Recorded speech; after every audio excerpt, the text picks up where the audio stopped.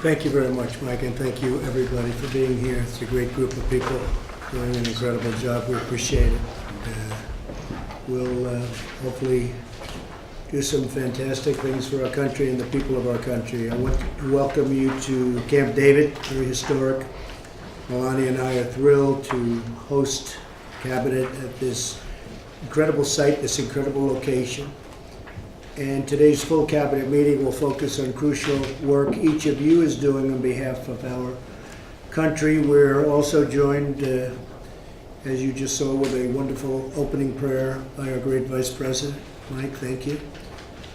And all of America continues, I must say, to pray for the families affected by Hurricane Harvey, Hurricane Irma, which looks like it's going to be a really bad one, really bad.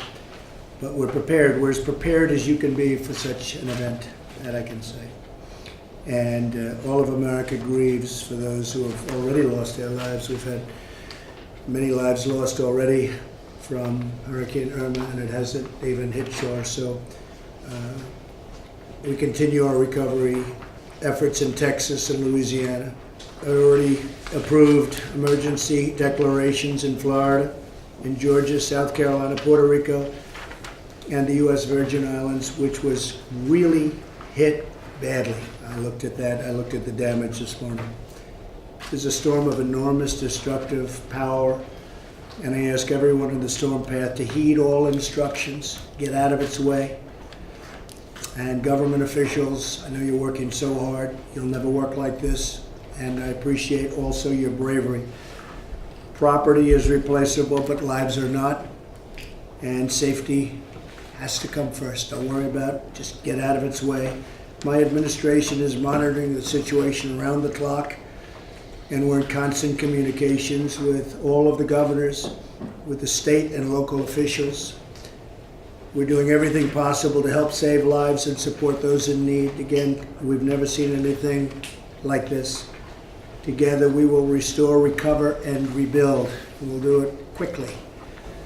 Today, our Cabinet will also be discussing the latest provocative and destabilizing actions of North Korea and the steps the United States will take to keep our people safe and, frankly, to keep the people of the world safe in this case.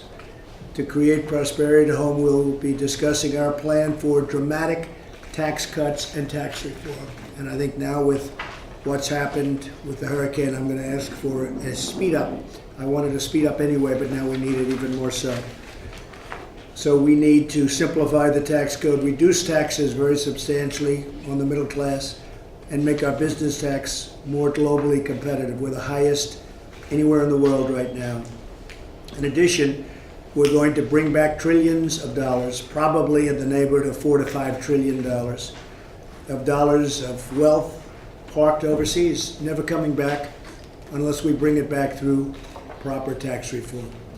We're also continuing our historic efforts to reduce job-killing regulations. We've set a record on that, and we are far from being finished. We have a lot left to do. We're stuck from a statutory standpoint. We need certain amounts of time between doing what we're doing, but we have done a historic job of knocking out regulations. And we believe in regulations, but they can be far, far less. And you see already what's happening with the economy from what we've done.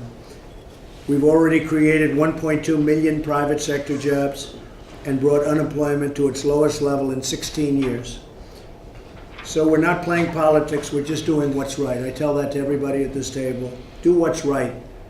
Don't play politics. We're keeping our promises, delivering for our wonderful citizens.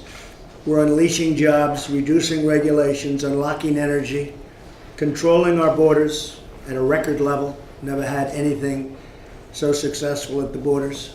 I give General Kelly a lot of that credit. And Elaine, thank you also for doing such a great job as deputy.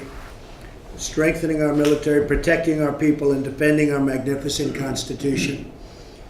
And again, thank you all for being at Camp David today, and let's start our meeting.